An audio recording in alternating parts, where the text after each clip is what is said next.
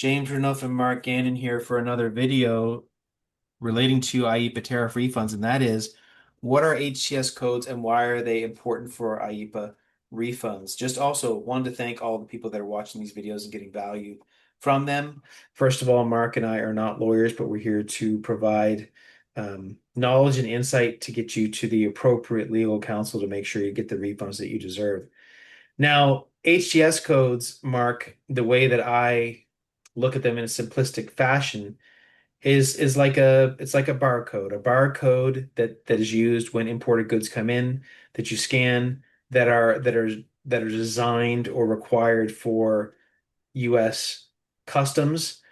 Mark, give us your breakdown about not only what HTS codes are, but how they relate to potentially getting IEEPA refunds or not getting them at all. Because one thing that I've recently learned is just it's staggering how many HTS codes are out there compared to how many actually are enabled for you to get a refund for IEEPA. Yeah, and as we're going along here, we James and I are doing the research to inform you guys, and we're learning stuff. So the research that we did today to actually to do for this video, we found out that uh, a HTS code, it's actually not just for the US, it's a standardized code for the whole world. So let me give you some interesting facts here. So it's called a harmonized tariff schedule, so HTS. So there are a 10-digit numerical identifier used to classify physical goods that are imported into the United States. However, this is the interesting bit. The first six digits are globally standardized, which is the harmonized system. I was wondering, what a silly name, harmonized system. Yeah, now I understand because it's got to be global. And then the final digits are directly related to the US. And so the final four digits are US, unique to the US, determine the specific tariff rates and to gather trade statistics.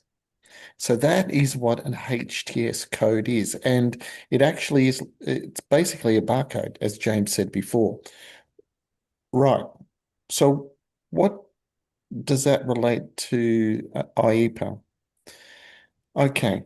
So February the 20th of 2025, a certain amount of HTS codes were deemed to be unconstitutionally charged or tariff codes. And it's like a minefield. I mean, I'm just trying to think, the poor companies importing. There's over 17,000 HTS codes, yet only, how many was it, James? 161 are valid and 100. eligible for refunds for the under the CAPE process for the IEEPA tariff refunds. Yeah. So very, very interesting. So So do how the math is on that. That is less than 1% of the codes. So there are billions of dollars that are available for refunds for less than 1% of the codes. So it's super important because you may be someone that's with a company or your company says, well, we had HTS codes.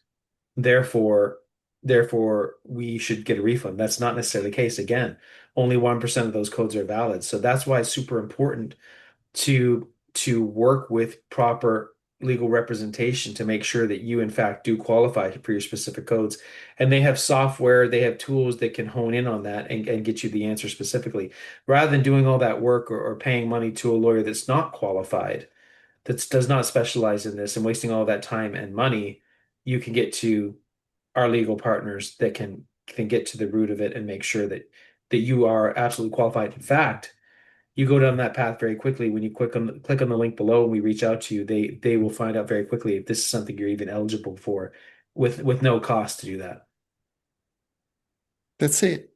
So as James was saying, click on the button below. Our legal partners have got over 40 years experience in tariffs and trades. They've got offices all throughout the states. They're one of only 10 companies throughout the US who actually know what they're doing and can and argue in what's called the International Court of Trade. That is where these tariffs have to be argued. Um, Brokers can't do it. CPAs can't do it. It's only law qualified law firms. So click that below and we'll get one of our team to give you a ring. And yeah, that's the process.